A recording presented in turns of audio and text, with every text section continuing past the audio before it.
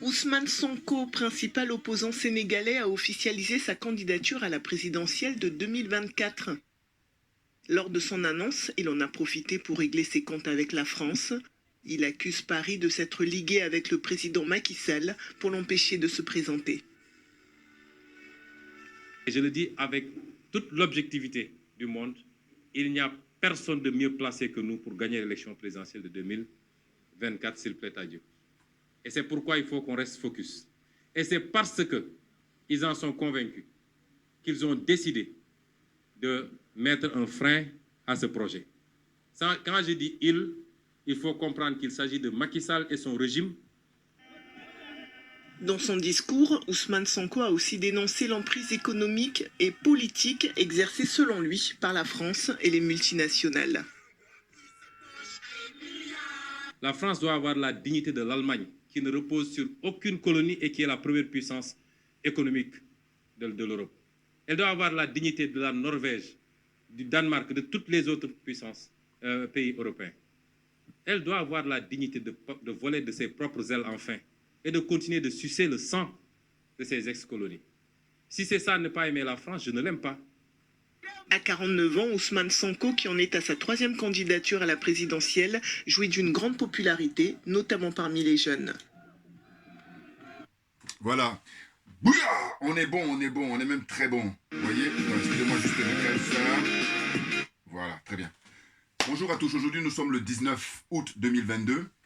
Je vous ai fait voir là, un petit extrait de la déclaration de l'honorable Ousmane Sonko. Voilà, c'est comment dire ça, le patriote, le panafricain qui répond aux aspirations de la jeunesse africaine aujourd'hui au XXIe siècle et notamment la jeunesse sénégalaise qui lui rend bien.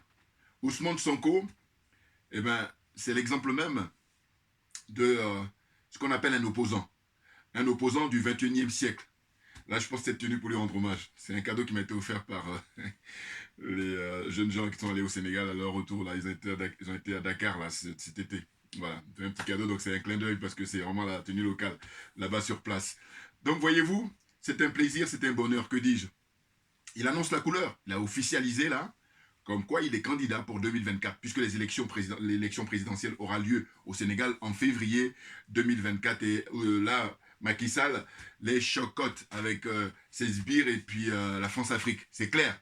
Et donc, quand je vois ça, je me dis, que font les opposants, soi-disant, des différents pays de cette zone-là?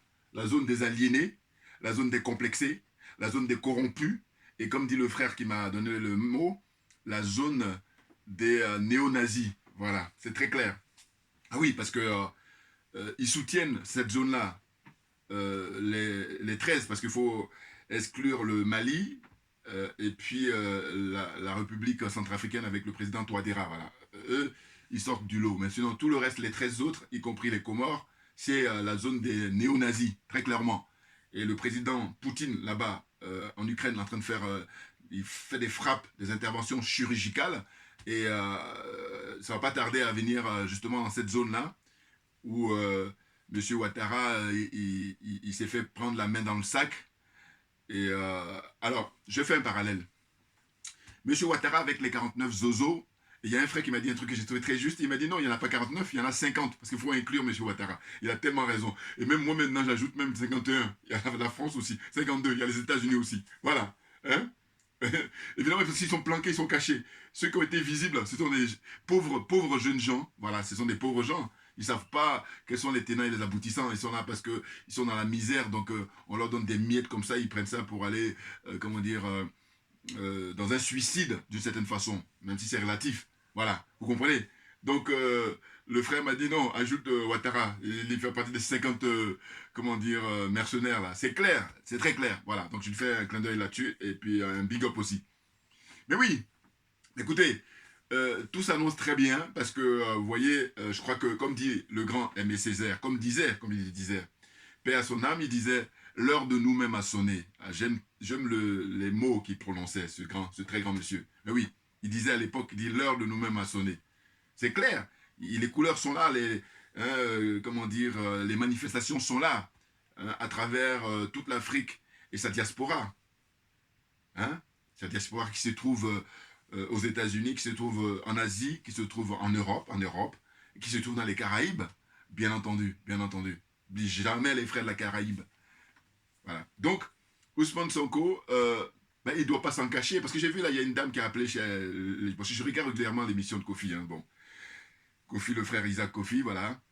C'est intéressant, c'est intéressant. Et puis je vous dis là, ces derniers temps, c'est vraiment de très bonnes factures, parce que les gens qui interviennent, ils ont de très bonnes analyses, et puis bon voilà, on voit qu'ils sont dans le coup, ils ne sont pas hors sujet. Donc cette dame a dit, oui, mais il ne faut pas que Sonko, il annonce comme ça. Non, non, madame, on est à l'heure d'Internet, on est à l'heure des réseaux sociaux, et puis d'ailleurs, ce n'est pas un nouveau venu. Il faut savoir qu'en 2019, c'était lui qui avait gagné les élections. Mais il se trouve qu'un vieux de la vieille politique là-bas, comment dire ça, au Sénégal, Idrissa Seck, c'est lui qui a empêché, qui était dans la combine, qui était dans le complot avec Macky Sall. C'est très clair. Ben oui.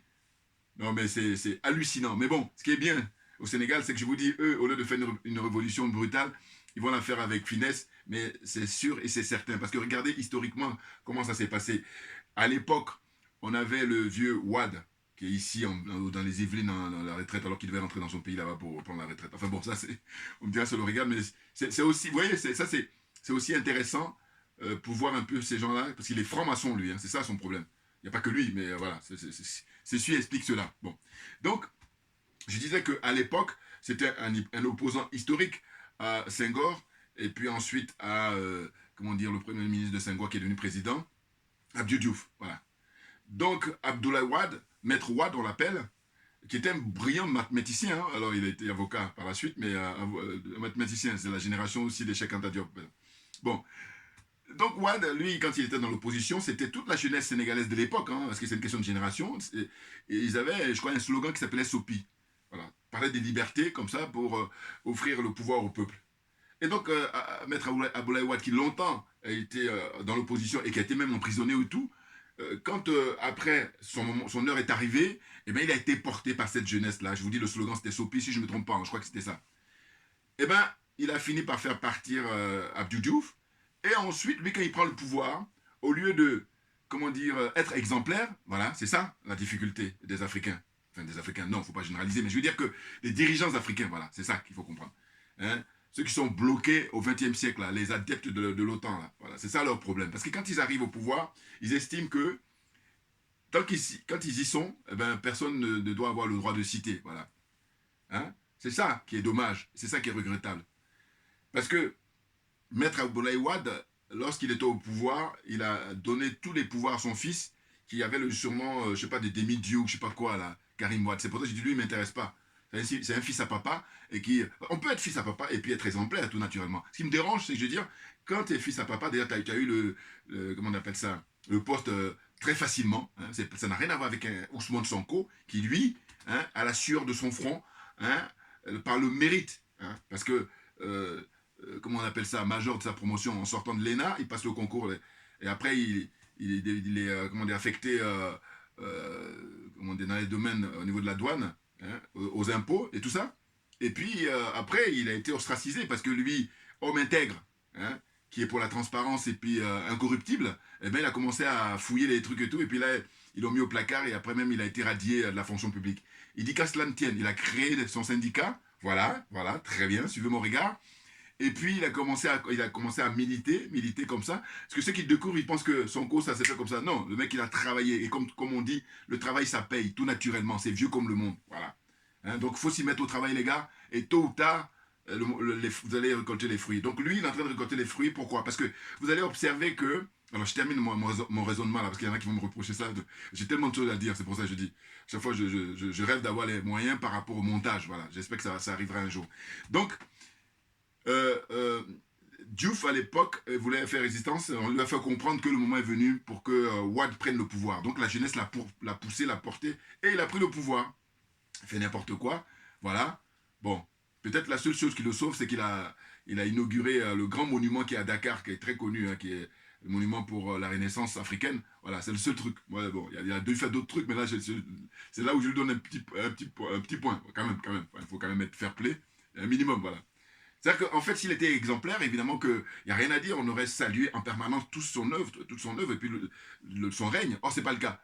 Vous voyez, lui aussi, pareil, il a voulu se maintenir, justement. Et qu'est-ce qui s'est passé? C'est que, pareil, la jeunesse, le peuple sénégalais a porté la candidature de, comment il s'appelle, Macky Sall, voilà, le coursier. Voilà, moi, je le surnomme maintenant le coursier. Hein.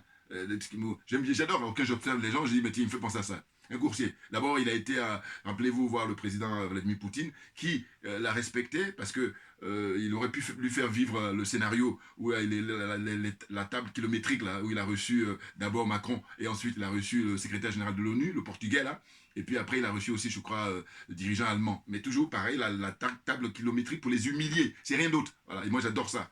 Il faut humilier les gens qui veulent faire le malin alors qu'ils ont rien. C'est au sens où ce ne sont pas des gens intègres, ce sont des gens malhonnêtes. Ce sont des escrocs qui se sont trompés de vocation. Allez faire autre chose. La politique, c'est réservé qu'aux gens qui sont là pour servir l'intérêt du peuple. Voilà, c'est ça dont il s'agit. Donc, en fait, Macky Sall, deuxième épisode, pour que je le qualifie maintenant de coursier, c'est que, rappelez-vous, il est parti là récemment voir, comment dire, le président Assimi Goïta, l'imperturbable Assimi Goïta, son excellence Assimi Goïta. Vous voyez? Et il est gentil. Parce que je dis, moi, si c'était moi, parce que Macky Sall est à Alassane Ouattara, et puis Bazoum, ce sont les soldats, les larbins de la France-Afrique qui ont signé comme ça pour que le Mali, pendant plus de 6 mois, ait connu le boycott, comme ça, hein, fermeture des frontières, et puis voilà. Et donc, c'est les vieilles recettes du XXe siècle qui veulent toujours appliquer alors qu'ils n'ont pas compris que nous sommes à l'heure d'Internet, nous sommes à l'heure des réseaux sociaux, et que par conséquent, les gens communiquent et puis les gens sont au fait des choses. Voilà. Vous comprenez? Et puis, il se trouve que le pouvoir en place actuellement au Mali, c'est ni plus ni moins que le porte-parole du peuple malien, et rien d'autre. Voilà. Donc, Macky Sall, il va le voir là récemment, rappelez-vous, il est même parti pour 3 heures, et puis avec son grand boubou, j'ai dit, mais il aurait fallu mettre sur son boubou là, monsieur le coursier, voilà. Hein, s'il veut, même, il aurait pu mettre le sponsor SAS, voilà. Ça aurait été intéressant. Vous voyez, sans foi ni loi, hein, aucune dignité. C'est ça. Alors que ce gars-là, ça se trouve, s'il travaillait comme ça, sans faire de la politique, il aurait été un brillant ingénieur qui allait tranquillement avoir beaucoup d'argent et puis aller à la retraite et puis rien à signaler dans nos parcours. Alors que là, Macky Sall, dans son parcours politique, eh ben, on va observer que, comme il a été un des, comment dire, larbins de la France-Afrique, eh ben, c'est le néant. Le néant. Ah oui, oui, oui. Moi, j'aime toujours, vous savez, quand je parle de bilan, on fait le bilan. Hein, bilan de Macky Sall. Alors que, normalement, quand ils disent qu'il a construit, machin, mais tu ne devrais pas faire de magouille. Tu devrais faire de la preuve de transparence quand les élections arrivent, et puis comme ça, le peuple te porte. Hein. Vous vous rendez compte? Donc là, l'heure de Ousmane Sonko est arrivée maintenant. C'est lui qui va faire balayer Macky Sall, et ça a commencé avec les élections, les élections, j'allais dire, locales. Hein. Il y a eu l'élection municipale d'abord, hein, et vous avez vu qu'ils ont raflé son parti, le PASTEF, hein, de très très grandes villes, hein, là-bas au Sénégal, hein, notamment les originaires de la Casamance, et lui-même il a été élu maire de Ziguinchor. Hein, c'est du très lourd, et puis il met la main à la pâte, parce que même à 23h, j'ai vu des images comme ça, où il va sur place pour regarder enfin regarder, non, je l'ai vu avec des brouettes en train d'aider ceux qui travaillent, hein, et ça, ouais, c'est ça, souvent, le problème en Afrique. C'est qu'il faut être exemplaire. Parce que je dis, toi qui es le patron. Après, du moment où tu entends de prendre les brouettes pour en train de bosser, mais tu penses que le gars qui est, comment on appelle ça, ton subalterne, mais il n'a pas le choix. C'est clair. Vous voyez? C'est ça qui nous pose problème. C'est qu'il y a des gens, surtout quand ils viennent occuper des postes politiques, ben, tu as intérêt à être, comment dire, remarquable. Tu as intérêt à poser des actes qui font que ben, tu es exemplaire. Alors, je ne trouve pas un autre mot à part exemplaire. Voilà. Ben oui. Parce que là, le pouvoir que tu as, c'est un pouvoir qui t'a été conféré, qui a été confié par le peuple. Et que par conséquent, tu es juste ni plus ni moins que le représentant du peuple, tu es ni plus ni moins que le porte-parole du peuple. Voilà. Mais ils n'ont même pas la conscience politique, ils n'ont même pas, comment on appelle ça, les rudiments même comment on appelle ça, faire de la politique, être au service du public, être au service de l'intérêt général. Ils n'ont pas ça. Ils font le malin en apparence, mais il y a fouille, comme on dirait en Côte d'Ivoire. Bon, donc je continue. Ousmane Sonko, donc, vous voyez, ils ont commencé à gagner hein, au niveau des élections locales. J'ai parlé tout à l'heure des élections au niveau des municipalités. Très bien, voilà. Et puis d'ailleurs, je vous dis, tout ça avec les magouilles hein, de Macky Sall, bien entendu. Alors que si les élections sont organisées comme dans des pays, j'ai dit ici, j'exclus la France. Hein. La France n'est pas qualifiée du tout. La France est disqualifiée parce que la France quand je parle des républiques bananières, la France vient en premier. Voilà. Puis après elle, vient tout le cortège là, les 13 autres. Hein, parce que c'est important maintenant. Vous voyez, c'est pour ça que vous allez remarquer le point d'interrogation hein, qui est là, qui apparaît pour dire qu'on n'en a pas pour longtemps pour que le Mali sorte naturellement du franc CFA. Et c'est en ce moment-là que je vais actualiser mon tableau, là, mon panneau. Voilà. Et ceux qui me suivent, bon, la vidéo précédente, j'étais tellement enthousiaste que quand j'ai mis le drapeau du Mali, je ne l'ai pas mis dans le bon sens. Bon, voilà, c'était une erreur comme ça, mais les gens auront compris parce que les couleurs sont claires. Je n'ai pas mis une autre couleur. Là, comme ça, on m'aurait dit, il faut l'hospitaliser parce qu'il a un problème. Vous voyez, donc c'était bien le drapeau du Mali, c'était juste qu'il aurait fallu le mettre comme ça, j'allais dire, verticalement, et je l'ai mis horizontalement, et du coup, voilà, ça faisait un peu confusion. Mais bon, les gens ont compris, ceux qui sont de bonne volonté, qui sont honnêtes. La suite, c'est quoi? C'est que donc, on approche pour vous dire que Macky Sall, comment dire ça, l'élection qui vient d'avoir lieu là pour les députés, eh bien, comme il y a eu des fausses oppositions, hein, un peu comme ce qu'a signalé Ousmane Sonko d'ailleurs lors des campagnes électorales, il a dit non, il y en a qui se disent opposants alors qu'en réalité c'est des gens qui sont à la botte de Macky Sall, ils sont tous dans la même combine que Macky Sall, donc ils font que juste pour duper le peuple. Voilà, c'est ça qui est très grave. C'est-à-dire que cette façon de faire là, eh c'est ce qu'a fait un certain Patrice Talon au Bénin. Hein, ils ont le masque et le peuple, il ne sait pas trop, et puis quand le moment arrive, ils enlèvent le masque et puis c'est trop tard. Voilà, là, donc ils ont escroqué le peuple. Hein. Ceux qui se disaient opposants, soi-disant opposants à Macky Sall, avant qu'il y ait les élections des députés là, eh ben voilà, l'autre il y a un qui s'est rallié dernièrement et c'est ce qui a permis à Macky Sall et sa coalition là d'obtenir les 83 sièges nécessaires pour considérer qu'on est majoritaire, hein, la majorité absolue là, voilà, puisque il y a au Sénégal pour les députés 165 sièges. Mais l'opposition conduite par Ousmane Sonko, la coalition de Sonko, avec Barthélémy Diaz et puis aussi l'ancien président Abdoulaye Wade, eh ben, eux, ils se retrouvent avec 82 sièges, si je ne me trompe pas, ou 80 sièges plutôt, 80 sièges. Puis après, il y a deux coalitions indépendantes là, voilà, qui viennent s'ajouter. Et eux, le fait qu'ils ne se laissent pas influencer ou qu'ils ne rejoignent pas le camp de Macky Sall, là, ils sont dignement des opposants. Mais il y a un là qui a rallié Macky Sall, et pareil, même d'ailleurs qu'il était ancien président de l'Assemblée nationale et puis du Sénat et tout. Bon, donc voilà, le mec il est dans le sérail et puis il est dans la combine, quoi, voilà. C'est grave. Ben oui, franchement, des cupides. Bon, donc ce que je voulais dire, c'est quoi? C'est que vous allez remarquer que, justement, les 80 députés de la coalition conduite par Ousmane Sonko, Barthélémy Diaz et le maire, enfin l'ancien président Wade, c'est que Ousmane Sonko avec le PASTEF, son parti, eh ben, il rafle au moins, je crois, 56 sièges. C'est du lourd sur 80. Eh oui, c'est énorme. Moi, il y a deux choses comme ça qui ont attiré mon attention. C'est d'une part, Macky Sall, qui au départ, pour les sortants, il avait 125 députés. Ça, il faut le savoir. C'est bon, sûr, enfin, c'est connu. Là-bas au Sénégal, ou pour ceux qui suivent l'actualité sénégalaise, l'actualité politique. Donc, auparavant, les sortants, ils étaient 125 députés de la majorité de Macky Sall. Là. Et de 125, on passe à combien? Eh bien, on passe à 80. Donc, ça veut dire qu'au passage, ils ont perdu 45 sièges. C'est énorme, 45 sièges. On n'est pas en train de parler de 4 ou 5 sièges, là. Même, encore que, vous voyez la différence. Un seul siège, même, fait la différence. Ça a été démontré, là. Voilà. Si le vendu, là, qui est le pseudo-opposant, il n'avait pas rallié, Macky Sall, hein, encore qu'ils ont signé les accords bien avant même que les élections s'organisent. Donc, tout ça, c'est pour ça qu'on parle de complot. C'est clair. Bon. Donc, s'il n'avait pas fait ça, eh ben, Macky Sall n'aurait pas sa majorité. Si la majorité aurait appartenu à l'opposition, là, ça aurait eu de la gueule. Mais il fait une conférence de presse, comme j'ai dit dernier, où il dit oui, il n'a pas envie qu'il y ait des blocages et qu'il ne faut pas étrangler l'action de Macky Sall. N'importe quoi. Je veux dire, Macky Sall, ça fait 10 ans qu'il est au pouvoir. Quel est le bilan au bout de 10 ans? C'est donner gratuitement comment on appelle ça, les intérêts du peuple sénégalais à l'extérieur, notamment aux Français. C'est ça, Macky Sall. Bon, franc-maçon qu'il est, évidemment, il est dans son œuvre, si j'ose dire. Bon, cela dit, c'est dans 18 mois les élections, et donc la campagne, elle est ouverte là. Et vous avez vu, il n'a pas la langue de bois, et c'est là où il me plaît. Il me plaît beaucoup ce garçon. Et je dis, quand il était de passage à Paris, c'était une chance extraordinaire. En 2019, d'aller le voir à Sciences Po Paris, il avait tenu une conférence de presse là-bas, il m'avait bluffé. Pourquoi? Parce que je dis, lui, il a fait toute sa formation là-bas sur place, et quand il était questionné par les gens qui sont venus le voir, et puis les journalistes, il était à l'aise. Ah oui, il était à l'aise pour se prononcer. Un exemple, je me rappelle toujours, on avait posé la question sur le cas du Rwanda, et puis il était à l'aise, il ne s'est pas embarrassé, il a dit, mais écoutez, vous croyez que quoi, la Corée du Sud, ben, ils reçoivent de l'aide depuis des décennies, de la part des Occidentaux, et en particulier des États-Unis, voilà. Donc, en gros, ce qu'il voulait expliquer, c'est que le Rwanda, eh ben, la nature ayant horreur du vide, ben, le mec, il milite pour son peuple, pour le bien-être de son peuple, et donc voilà. Allez, bouillard, on est parti. Donc Ousmane Sonko, franchement, c'est un plaisir de voir comme ça la jeune génération. Bon, il a quand même 50 ans maintenant.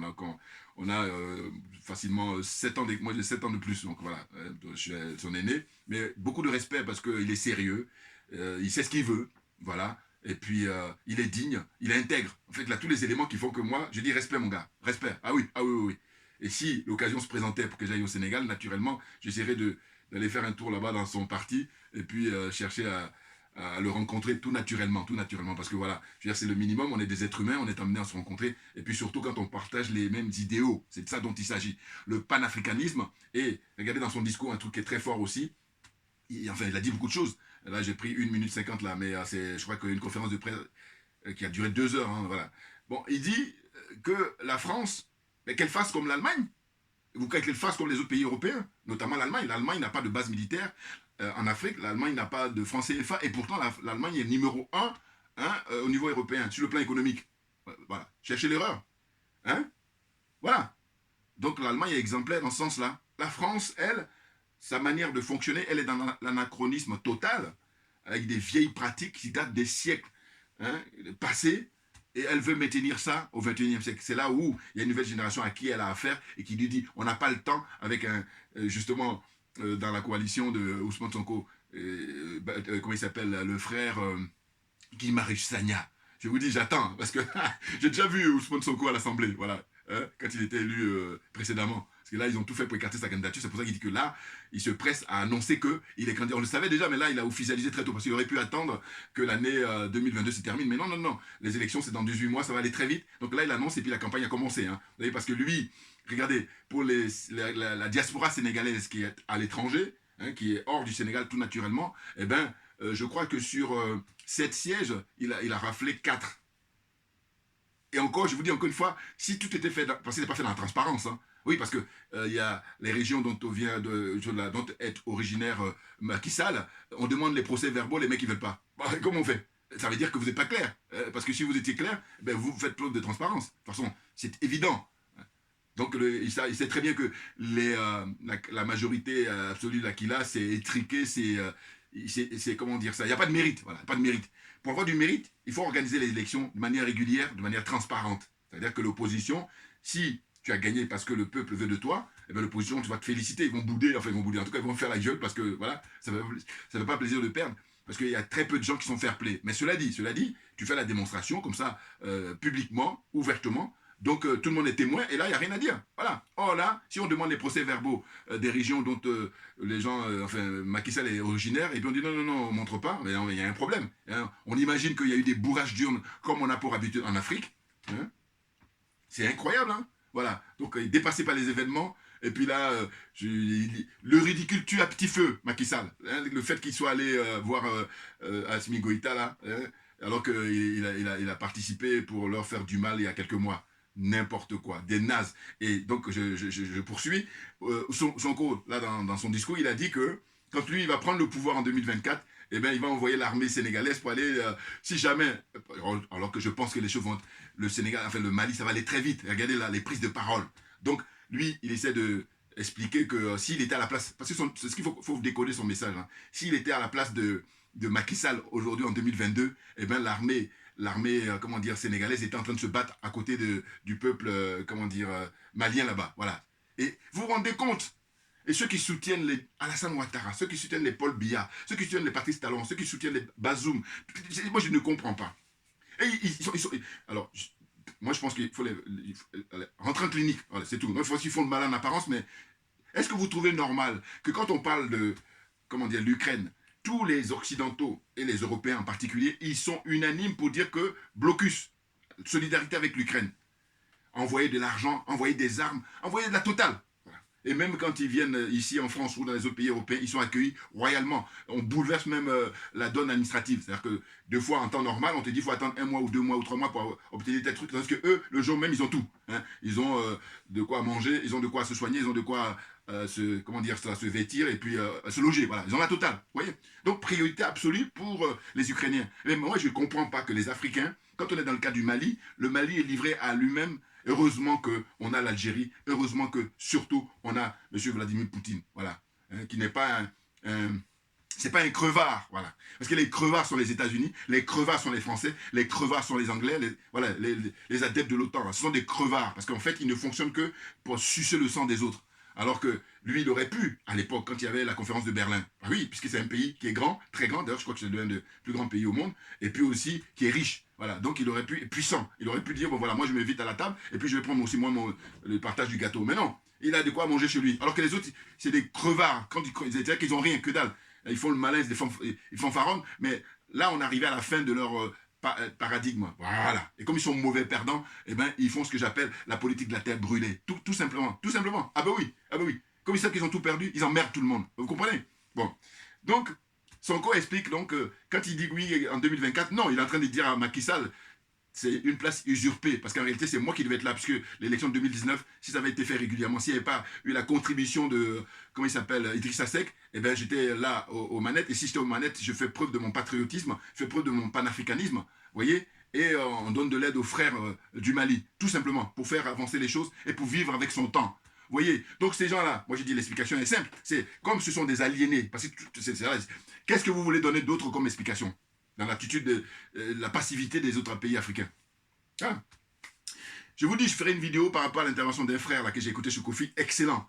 Bon, là aussi pareil, l'actualité est tellement vivante et puis tellement animée que voilà, je vais là en urgence parce que, j'allais dire, sauf ceux qui sont proches de lui, mais on ne savait pas que Sonko allait annoncer comme ça dans la foulée, hein, qu'il a officialisé sa candidature pour dire que voilà, c'est parti. Hein,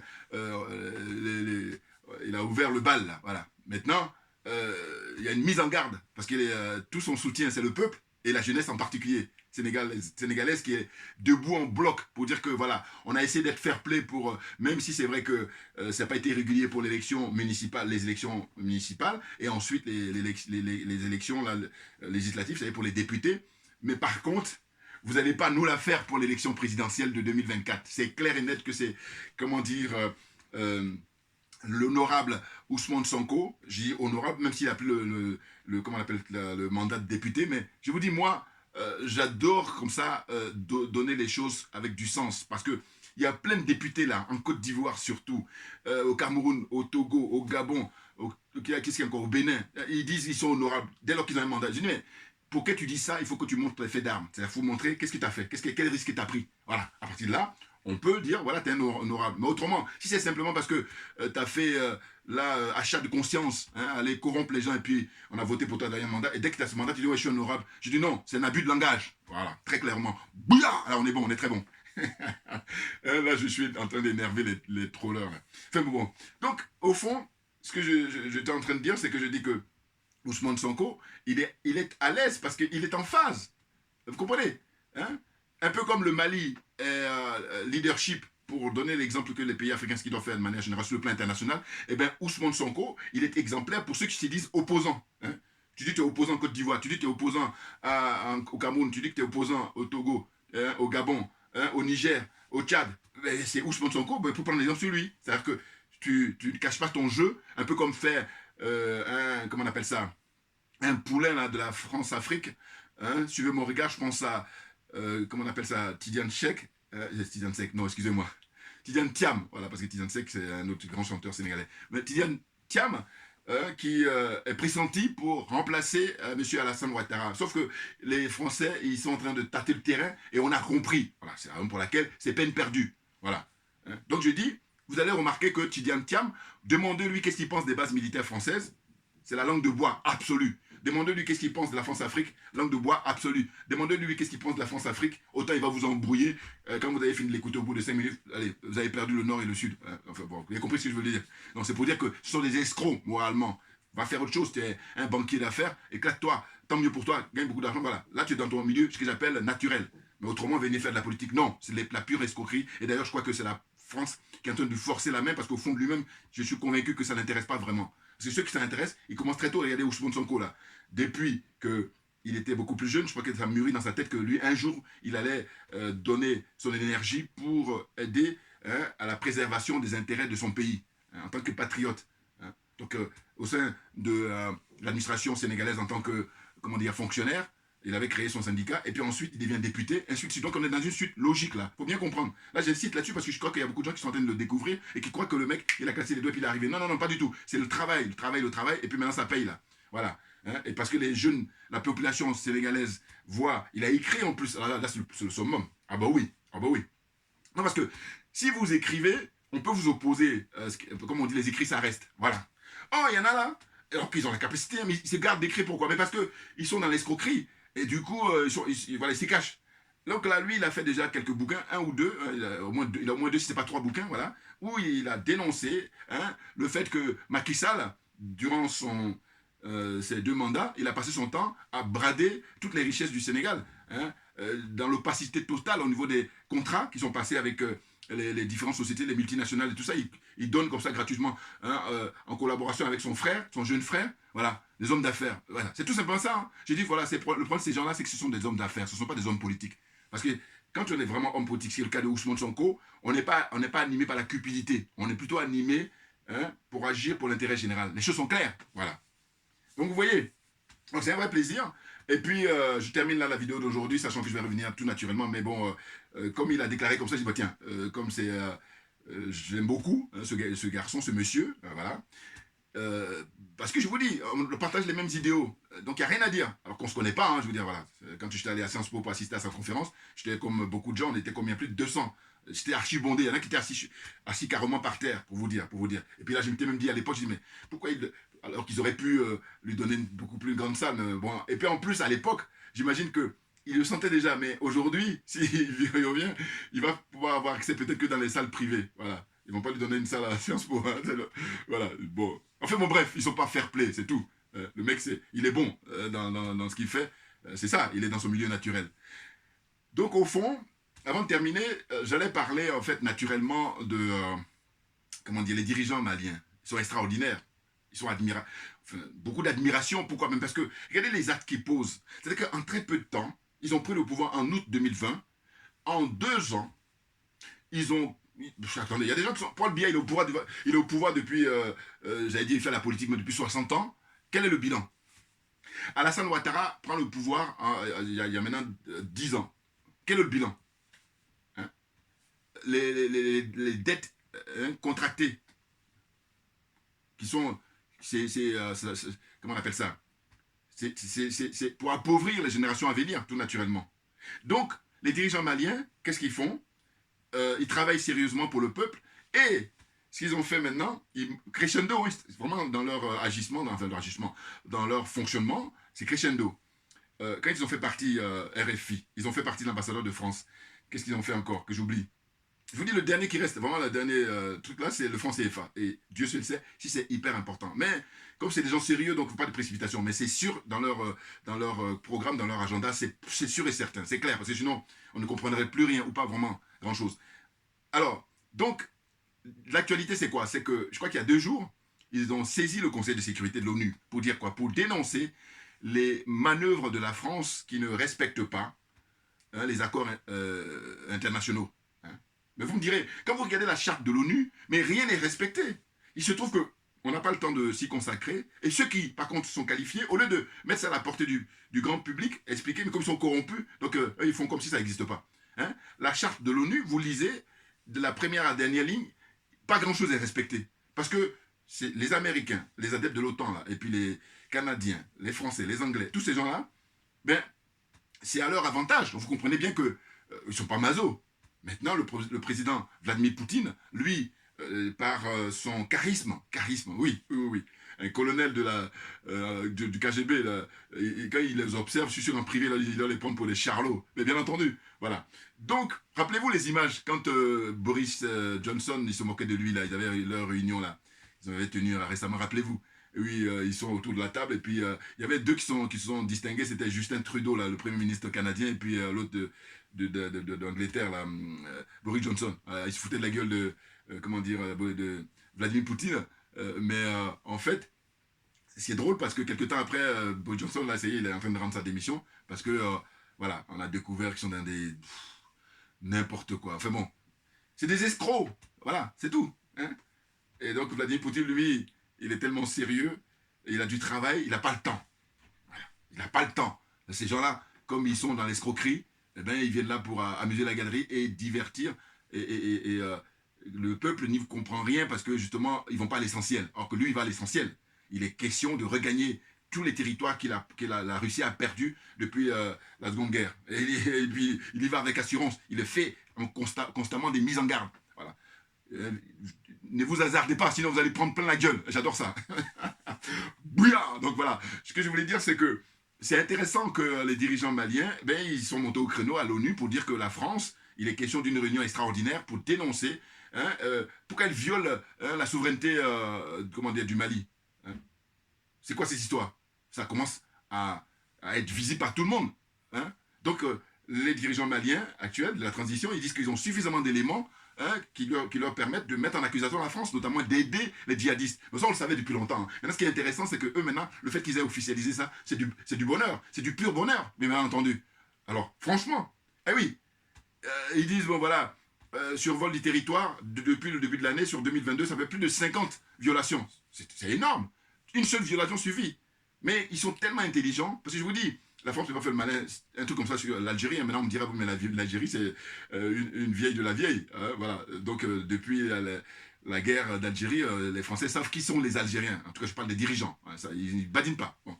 Maintenant, en ce qui concerne l'Afrique noire, comme elle a pris tout ce beau monde-là en otage, parce que les dirigeants français sont négrophobes, ils n'aiment pas les Africains. Je me fais un plaisir de dire ça tout le temps parce que je dis, personne ne pourra me démontrer le contraire. Tous les autres, ils font de la branlette parce qu'ils savent, c'est de la démagogie, ils sont dans le mensonge. Voilà. D'ailleurs, c'est la culture du mensonge.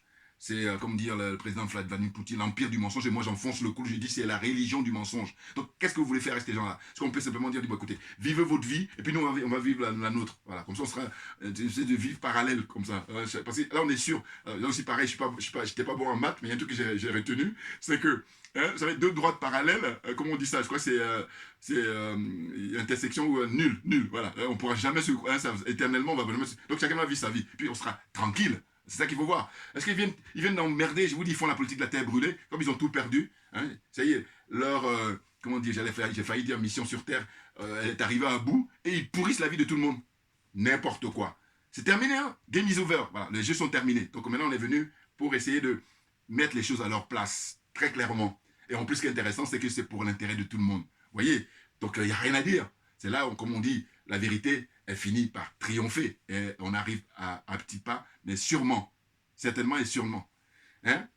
Parce que j'observe les prises de parole de Sadio Camara, enfin le ministre brillant, ministre de la Défense. Il est redouté par Alassane Ouattara et par la France, je peux vous dire. Parce que j'ai vu une interview de M. Ouattara qui disait, oui, lui, bah ouais, là, il ne badine pas. Parce qu'en plus, il est propre sur lui-même avec son foulard d'étudiant, ses lunettes d'étudiant. Voilà. Ils ont la classe, voilà, c'est la classe. Et puis quand je disais que, en fait, Thomas Sankara était tout seul, là, c'est la réincarnation de Sankara qu'on retrouve chez Sadio Camara, ministre des Affaires étrangères, enfin ministre de la Défense plutôt, et chez le colonel, l'imperturbable Assimi Goïta, et puis les autres colonels. Je fais un big up aussi au frère Abdoulaye, qui est porte-parole du gouvernement. Lui dit, je répète, voilà. Comme ça, ceux qui ont les oreilles bouchées, ils vont comprendre finalement. Franchement, ils assurent. Eh oui, parce qu'ils prennent tout le monde à témoin, là. On ne peut pas faire mieux au niveau de tribune de l'ONU. Abdoulaye Diop, il demande une réunion extraordinaire. Élégant et viril, ministre des Affaires étrangères. Voilà. Il a donné des cours avant que l'autre il parte. Maintenant, il a laissé cacher le Drian. Il a donné des cours de droit international en permanence. Et puis de bienséance. Voilà. Non, mais c'est très, très intéressant. Voilà. Donc, on est en bonne route. Hein. Comme dit, je vais terminer là. Aimé Césaire, l'heure de nous-mêmes a sonné. Bien entendu, c'est très clair. Merci à vous tous pour votre attention. Et à très bientôt. On lâche rien parce que c'est nous qui avons raison.